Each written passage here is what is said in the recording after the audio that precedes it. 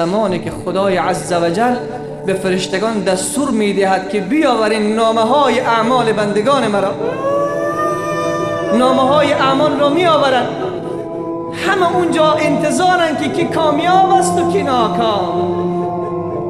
پدر از پسر فرار میکنه، پسر از پدر فرار میکنه، دختر از مادر، مادر از دختر، شوهر از همسر فرار میکنه. تک و تنها، هیچ کس در کنارت نیست. ما در دنیا به خاطر اینکه دل زن خود را، دل فرزند خود را به دست بیاوریم 100 بار الله را ناراض کردیم، 100 بار رسول الله را قلبش را شکستاندیم، 100 بار الله جل مجده را نافرمانی کردیم برای اینکه همسر ما راضی شود، برای اینکه رفیق ما راضی شود. اما بیخبر از این هستیم که روز قیامت هیچ کس به درد ما نمیخورد. الله چه میفرماید؟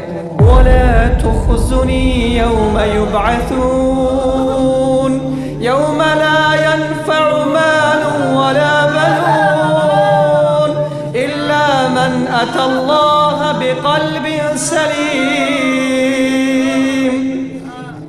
این دعای حضرت ابراهیم خلیل است. چه دعا میکند؟ خدایا در روز قیامت مرا رسوا نکن، ولا تخزنی یوم یبعثون، روز قیامت مرا رسوا نکن. چند بار در دعای این دعا را کردی که خدای روز قیامت مرا رسوا نکن. چه روز است؟ یوم لا ینفع مال ولا بنون، روزی که نه مال به کس نفع میرساند و نه اولاد به کس نفع میرساند مگر کسی که دارای قلب با ایمان است. قلب با ایمان است، قلبی که محبت الله، قلبی که محبت رسول الله صلی الله علیه و سلم در داخل او موج میزند. گفت در همون لحظه ای که نامه های اعمال آورده می شود، من محمد هم نمیدانم که به کدام دست من نامه اعمال داده می شود. الله اکبر. گفت در این لحظه من کسی را سراغش را نمیگیرم. یا رسول الله، در جای سوم، مکان سوم کجاست؟ عرض کرد عایشه جان، وقتی که در کنار پل صراط استاد می کند وقتی در کنار پل صراط استاده می شویم، اونجا همه به فکر خود هستند که چی کسی سقوط می کند به جهنم، چی کسی از سر پل صراط عبور می کند. عزیز من، بیاییم به خاطر همون روز خطرناک این روز خطرناک را تحمل کنیم. هوا خیلی سرد است، ولی سردی هوا ارزش ندارد اگر رضای الله را به دست بیاورید. یک بار بگوین جل مجده، اگر این سردی ما را اذیت میکنه، از راههای دور آمدیم، شاید طهارت ما هم تنگی بکنه، ارزش ندارد اگر در روز قیامت رسول الله صلی الله علیه و سلم صدا بزند بیا امت من، تکبیر، بیا امت من که امروز من تو را شفاعت میکنم. چرا در روزهای سرد زمستان از راه بسیار دور رفتی تا که کلام الله را بشنوی؟ عزیز من، دعا کنیم که الله جل مجده من و تو را از شفاعت محبوب ما رسول الله صلی الله علیه و سلم در روز قیامت محروم نگرداند. اول یحبون الدنیا و ینسون الاخره. دوم یحبون المال و ینسون الحساب.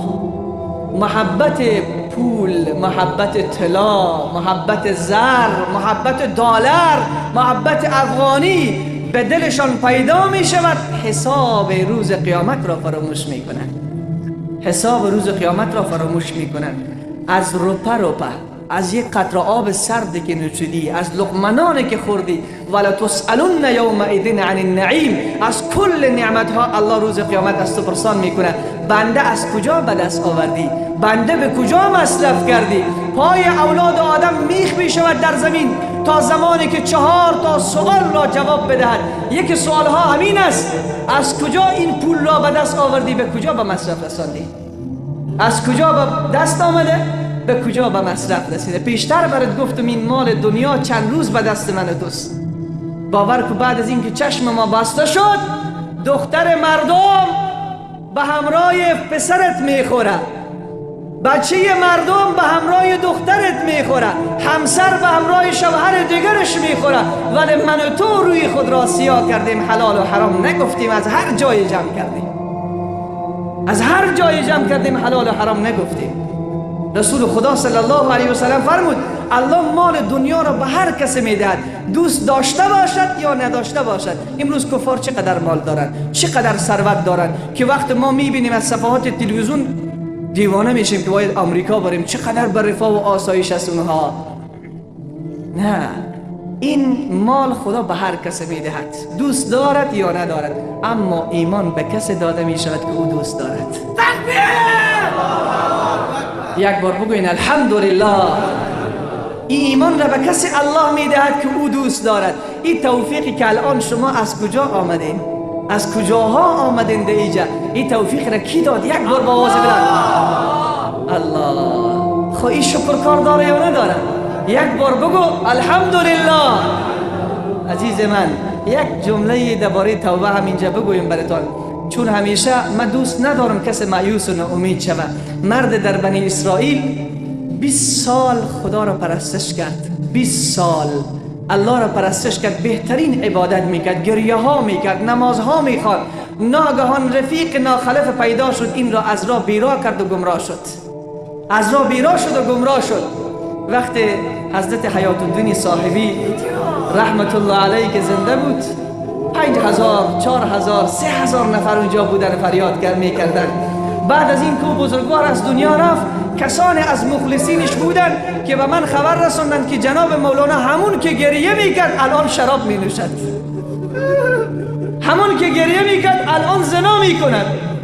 عزیز من، هم نشین بعد این دنیا خودش دشمن من تو هست، این نفس دیگر دشمن، هم نشین ناخلف دیگر دشمن، این مال و ثروت دنیا دیگر دشمن. اینها همه دشمن هستند. همیشه نه، فقط فرد ولی هستن عزیزانی که مخلصین صاحبی بودن الان اینجا هستن. به سبها که فریاد میزنن مخلصین همونها هستن.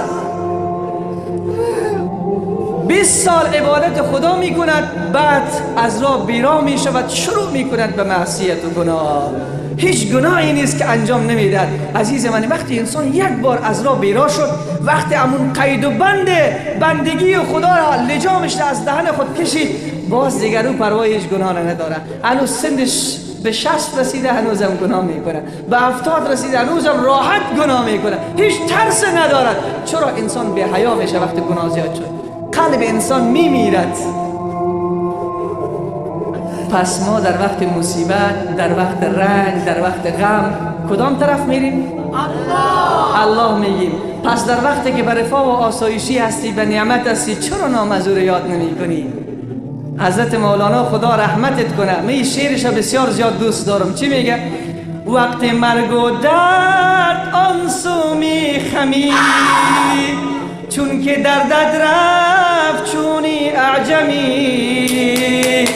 وقتی مهنت گشتی الله گو، چون که مهنت رفت گویی راه کو. چند اندر رنج ها و در بلا، گفتی از دامم رها کن ای خدا. تا چون این خدمت کنم احسان کنم، خاک اندر دیده شیطان کنم.